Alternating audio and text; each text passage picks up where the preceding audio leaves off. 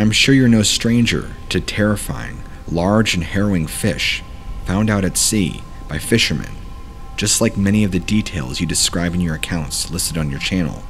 Well, I too have an interesting story about a very large, what I'll call an unknown fish, while I was cage diving with great white sharks off the coast of Mexico many years back, at around 2002 to be exact. I'll spare you all the boring details about going out there on the boat, who I was with, getting suited up, and getting into the cage, because that's pretty redundant.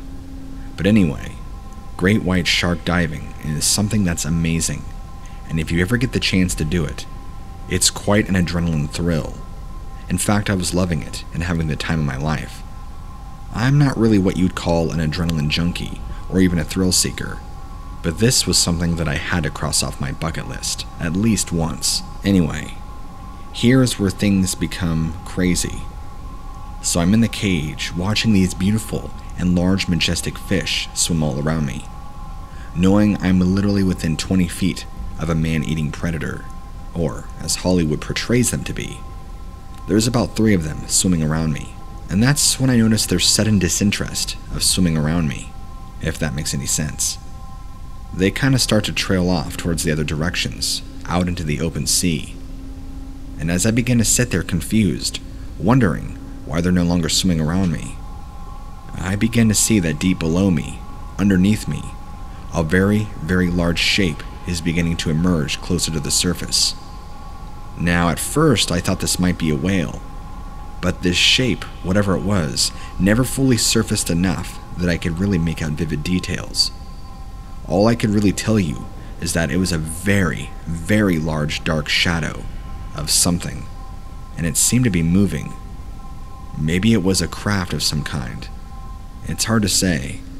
It looked very long, like if you were to take a sperm whale and enlarge it even more.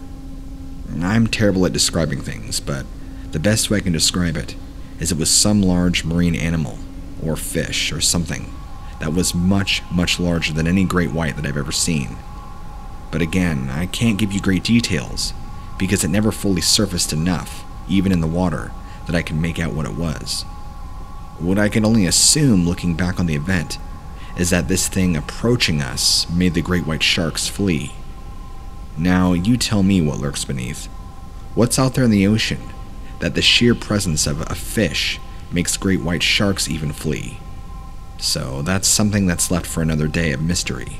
And I'm not kidding when I say that the shape of this thing was massive. It engulfed the entire underneath of my cage. And again, it was just a black mass. I couldn't tell what it was, but it seemed to go in front of me, below me, and behind me, for maybe only a moment or two, before submerging back down into the depths to where I couldn't see it anymore. After that, the shark stayed gone, and once I went back up to the boat, I didn't tell them what happened. I only mentioned how the sharks just seemed to lose interest, and that was it. It didn't really scare me as much as it makes me think about all the mysteries the ocean holds.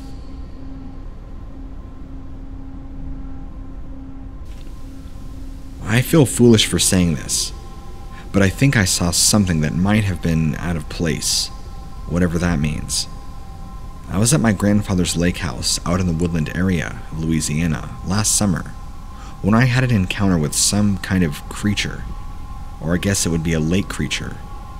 I know that sounds crazy, like some sort of Hollywood movie plot, but I promise you, the truth is stranger than fiction. I couldn't fully understand or describe what it was, so I'm hoping somebody can help me identify what it might be. And after doing some researching, you seem to have a series about lake and sea creatures, which just might be my ticket to getting a resolution. My dad and I have gone fishing a few times during the summer every year to fish out on the lake. It was just like any other trip this time. We got our gear together, did our traditional cola pop chug, and rowed out into the lake. Normally, I will row around till Dad is satisfied and we have found the right spot.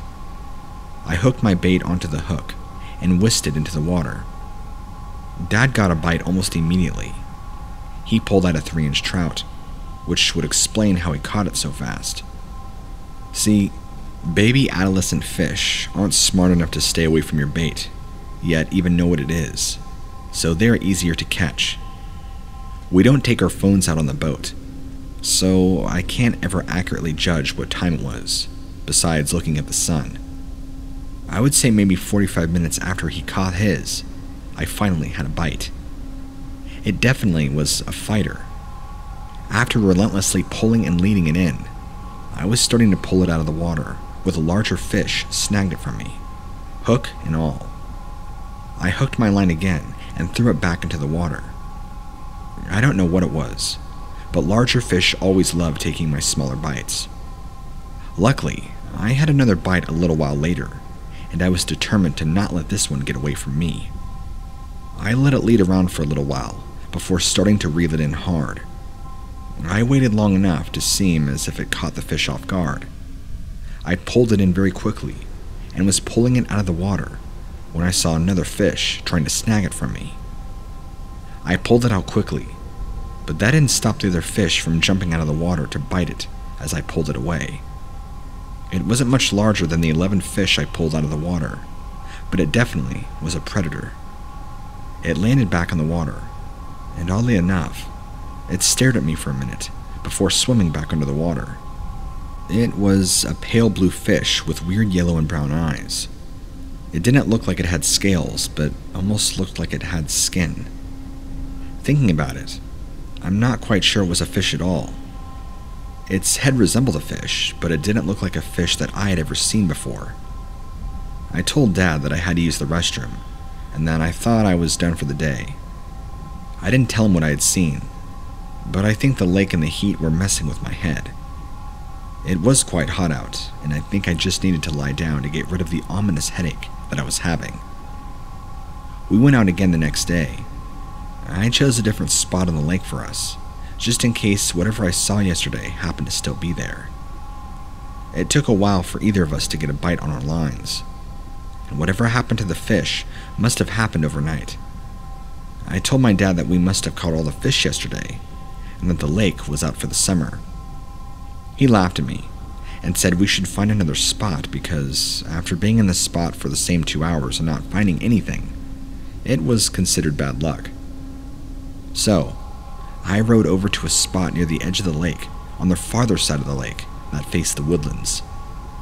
Not much activity was happening until my father got a fish. I don't know what he caught, but it was very large. He was losing his grip of the pole when I held onto the pole, and the fish came out of the water. It must have been a 16-inch fish. Something like that was enormous, but that isn't what surprised me. What did was the gigantic bite that was taken out of the side of it. It was so heavy because we were fighting with something that was already eating it. I looked around in the water, and I could see faint glowing yellow-brown eyes. Then I realized it was the same thing from the other day. My dad got kind of spooked after pulling that thing out, so he decided to call it. We rode back to shore. We had to go to the store to find something for dinner, since we hadn't caught any fish that day, except that half-eaten one that we pulled out of the lake. Dad said he wasn't getting as much excitement out of fishing this year. I told him if tomorrow didn't go any better, then I would be okay with heading home early. The next morning, I woke up early and went out to the lake to sit on the dock. I watched the water as the sun rose. I didn't see any fish in the water from where I was.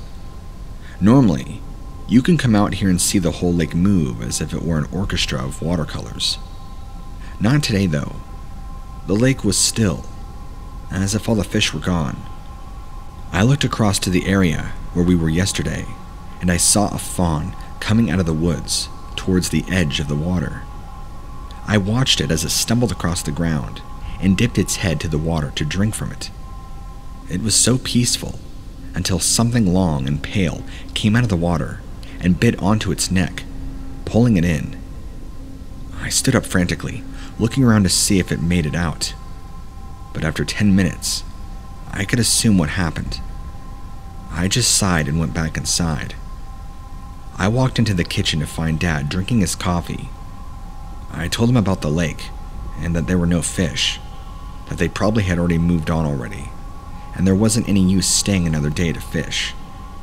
I didn't tell him what happened to the fawn, though. He was disappointed, but he knew I was right. We packed up all of our stuff and loaded it onto our truck, and just then in that moment, I turned to look back at the lake one last time, and I swear, just like out of some sort of nightmare, I swore I could have saw its faintly glowing eyes still staring at me from underneath the water. And then something far more horrifying had happened in that very moment. I heard some swooshing around, like something heavy under the dock, and that's when it came into view. The body, or should I say half-eaten body of the dead fawn from earlier, came out from floating underneath the docks into view. There really wasn't much left of it, other than a massive heap of torn-up eaten flesh and a leg or two, which is the only real way you could even discern it was still a fawn, or was a fawn at one point.